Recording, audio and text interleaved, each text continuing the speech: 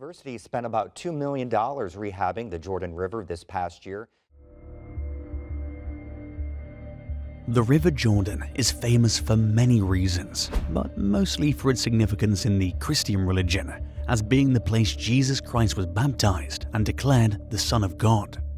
However, recently there's been a terrifying change in the state of the river. Jordan is drying up, and with less water, scientists are making discoveries, and speculations have risen about what this event signifies. What discoveries were made, and what do they represent? Stay with us till the end of the video to find out. Before we dive deep into why the Jordan River is drying up, let's take a look at the history, background, and importance of this river. River Jordan is a familiar sight for Christian pilgrims and tourists. It's located at the border between Jordan, the Western Bank of Palestine, Israel, and Southwestern Syria, where it flows.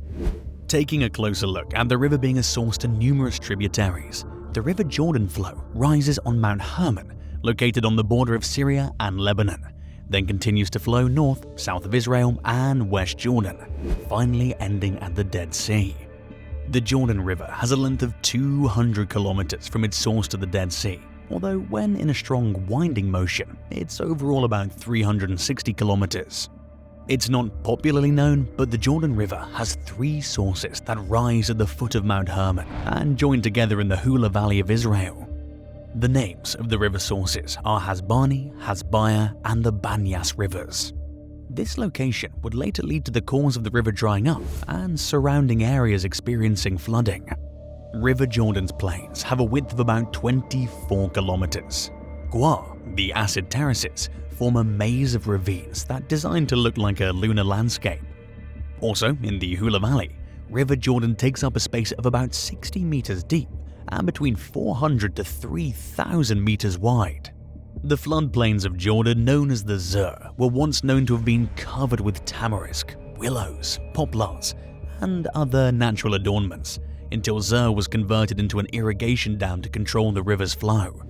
Despite the fact that Hula's valley plateaus receive abundant rainfall, the Jordan Valley itself does not have a share in this advantage. The symbolism of the River Jordan to both Jews and Christians can mostly be only linked to spirituality. Jordan is mostly referenced as the glorious end of a tunnel, the reward after long suffering and tribulations. It signifies a resting place of peace, abundance, freedom, and deliverance. The Israelites' long-term wanderings, trials, and tribulations ended, and a new form of freedom was paved ahead of them. In Judaism, one of the holy four mentioned rivers is Torah, another name for Jordan. It's believed that the Holy Spirit resides in the waters.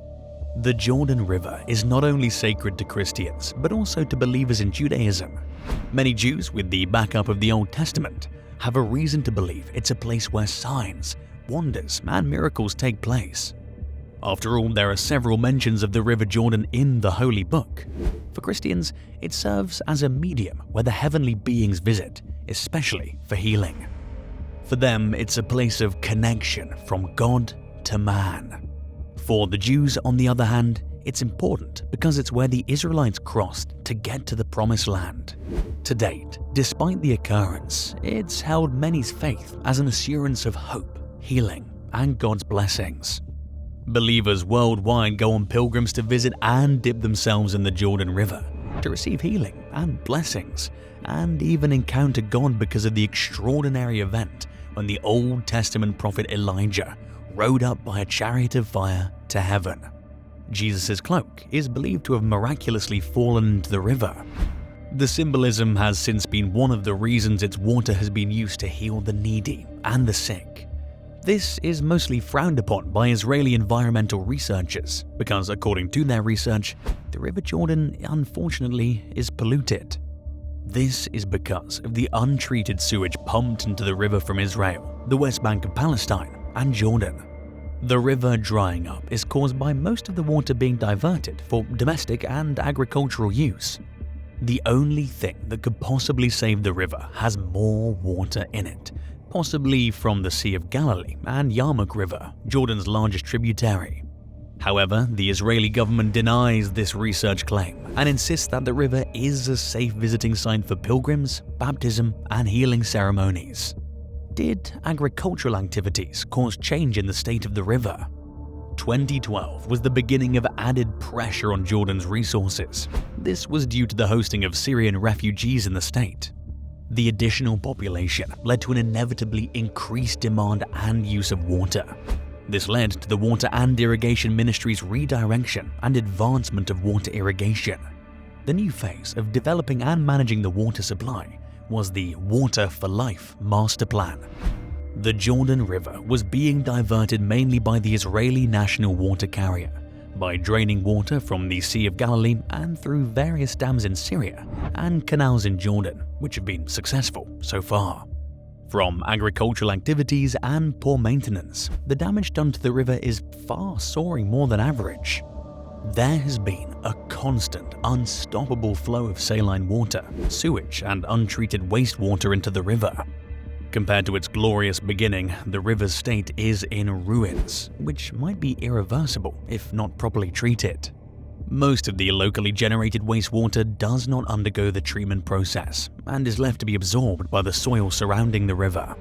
In practice and theory, the water use in Jordan's river basin needs to be more developed. Despite Syria and Palestine's unlawful use of Jordan's water, Israel remains the largest user of this water body. According to 2016's Food and Agricultural Organization statistics, Jordan's total agricultural applied water productivity was 194 m3 to T, while Israel's statistics were 267 m3 to T.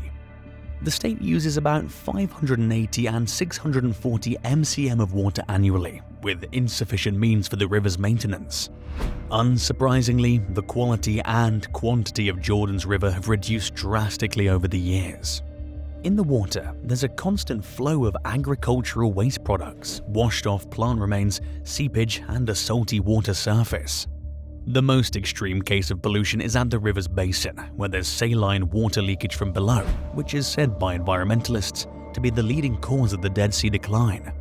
Over the past years, Jordan's received about 600 mcm annually from the Sea of Galilee and 470 mcm from the Yarmouk River.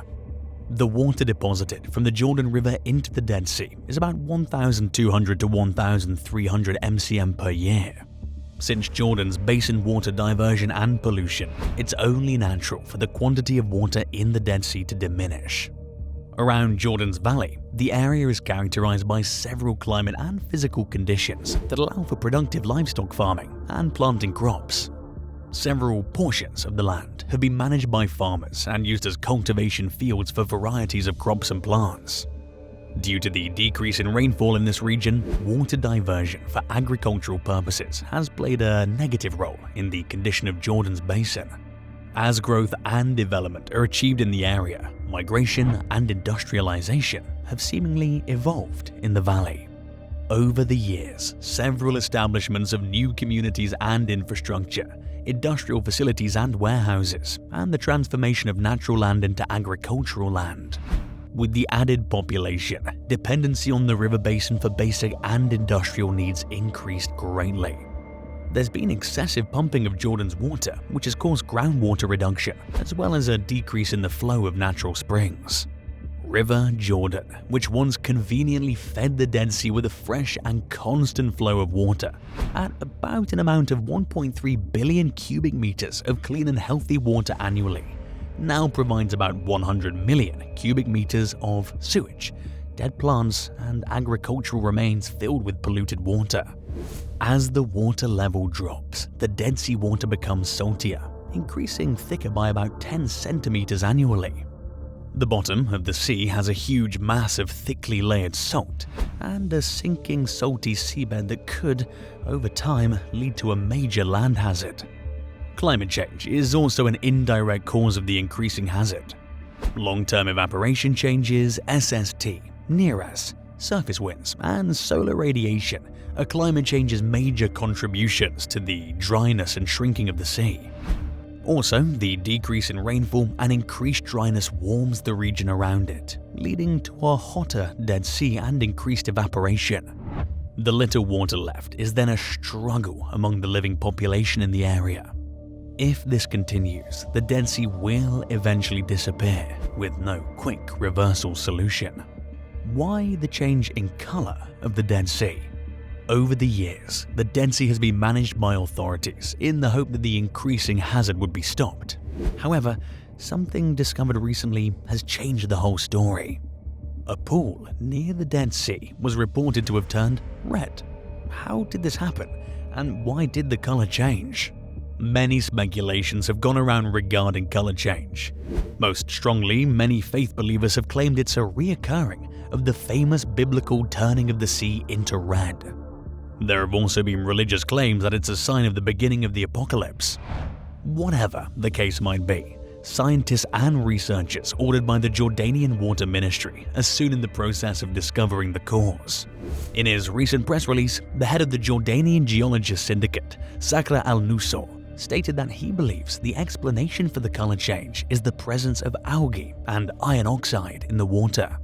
Or he also stated that substances by humans changing the water's color can be a contributing factor. Also, the head of the Water and Agriculture Committee of the Al-Quran Council, Fadi al-Huwaimel, stated in a report that lagoons isolated from fresh water tend to change color. In his theory, certain types of bacteria and red algae with salinity due to sunlight tend to change colors. However, there would be several cases worldwide if this were to be the case. Something else could have contributed to the color change. Later, after the press release, officials reported that the presence of iron oxide in the water could account for the strange color change, although the rapid change or iron oxide's presence in the pool could not be explained.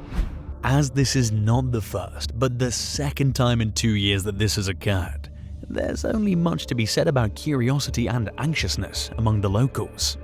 So far, authorities have yet to determine the major cause of the color change. In 1980, after a particularly rainy winter day, the Dead Sea, to the shock of many, changed from its usual blue to the color red. After various research from the Hebrew University of Jerusalem, the results report stated that the reason for the color change is from an algae called Dun Aliella. The increasing number of sinkholes in the Dead Sea only makes matters worse. The dissolution process the sea underground is going through would only increase the hazardous effect of the sinkhole. The infrastructure, vegetation, and agriculture are all at risk of sudden collapse. The sinkholes are most present in the western and eastern parts of the lake, and are the reason for a large amount of salty, cracked, and dry areas in the region. These salt bodies in earlier decades were the awe and excitement of many tourists. The beautiful and relaxing place was the major attraction of Jordan to the rest of the world. However, the sudden opening and breaking of holes, grounds, and around bank areas have become an increasing danger to human lives. Many warning signs have been placed in the once safe and relaxing location to warn visitors of the unpredictable hazards. The sinkholes have been slowly forming since the 1970s. They were noticed by scientists and researchers, but as of then were long-term hazardous. Recently, the period of sea shrinkage has increased more than ever. Overuse and overmining of mineral resources in the sea have fortunately been put on hold to address the increasing danger. A geologist of Israel's Dead Sea, Eli Raz, who studied the issues surrounding the sinkhole, discovered that many craters are formed along seismic fault lines in the Jordan Rift Valley. The fault lines' dissolved salts are more problematic because they're mobile and through movement might join with the fresh water. Activities and proposals have been carried out by the Jordanian government to fend off, or as a trial, reverse the effects of these sinkholes. The most widely spread preventive measure is building canals that would run from the Red Sea to the Dead Sea. Also, Israel and Palestine, in turn, would contribute salt water to the Dead Sea to generate energy and supply their own electricity. Let's talk about some of the drying sea's discoveries. As earlier mentioned, the Dead Sea is shrinking. However, what was not mentioned are the scary, bone-chilling discoveries found in the drying water body. A new set of scrolls have been found in the Dead Sea, its source dating back centuries ago. These ancient texts of biblical fragments could be traced as far back as 2,000 years ago during the Jews' revolt against the Romans. The scroll details the book of the 12 minor prophets, including Zechariah. How it kept safe all this while is so much more of a mystery. Also, among the recovered texts, verses from the biblical book of Nahum 1 verses 5 to 6 were found written, though with a slight language change, signifying the evolution that took place after. An interesting piece of information is that the first set of the Dead Sea Scrolls was found in the same area in 1947 by a Bedouin shepherd. Another extraordinary yet chilling discovery is the remains of a child's semi-mummified body, dated about 6,000 years. From a CT scan, the child is stated to be between the age of 6 to 12, and the remaining skin, tendons, and hair had been partially preserved. Alongside the skeleton, the world's oldest found basket was found. Researchers claim that the basket is about 10,500 years old. Other found items in the Dead Sea include a cache of coins with inscribed Jewish symbols on them.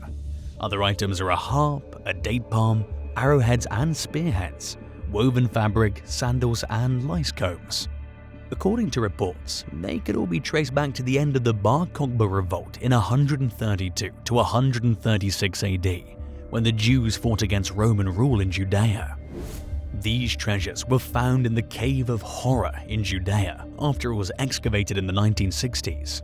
Due to the dry condition and low rainfall, they were reported to be in good condition when they were found. Years ago, scientists discovered evidence deep below the Dead Sea bed. There was evidence of severe droughts that took place 10,000 years ago, and in a recent report, might be longer than that. From reports, scientists believe that these findings are a warning of what is to come if our climate is anytime similar to what happened back then. After testing the found long salt cores that were extracted from the Dead Sea, it was discovered that significant parts of the core were made of salt, showing the level where the Dead Sea had shrunk and the periods of drought in the sea's basin drain. From the analysis results, the cores were dated as far back as the last interglacial period, 115,000 to 130,000 years ago. Finally, from the reports of a 2011 discovery, this is not the first time the Dead Sea has witnessed an almost total drying up. At a point, the sea had shrunk almost to a point of no reversal. A core of about 450 meters long was drilled. It had a 45-meter-long salt-covered area and was told by several pebbles forming a layer. From a naked eye's view, it could easily be observed that it had formed as far back as centuries ago. When research results were obtained, it was discovered to be about 250,000 years old. The research also disclosed an awaiting drier and warmer period in the sea region. If climate change persists, there will be little to no available water and mineral resources. The remains of the Dead Sea would be sewage and agricultural remnants. There might still be little hope for the recovery of the drying Dead Sea. Serious recovery measures have been put in place to ensure the sea is not lost to man-caused and climate change decline. Fortunately, or unfortunately, depending on your point of view, these discoveries have become an addition to the few solved mysteries of the universe. More is to be unfolded. Can the waiting hazard be slowed with the government's efforts? What can you think of these terrifying discoveries? Share your thoughts in the comment section below. Remember to like, send, subscribe, and click the notification button to get updates on new videos.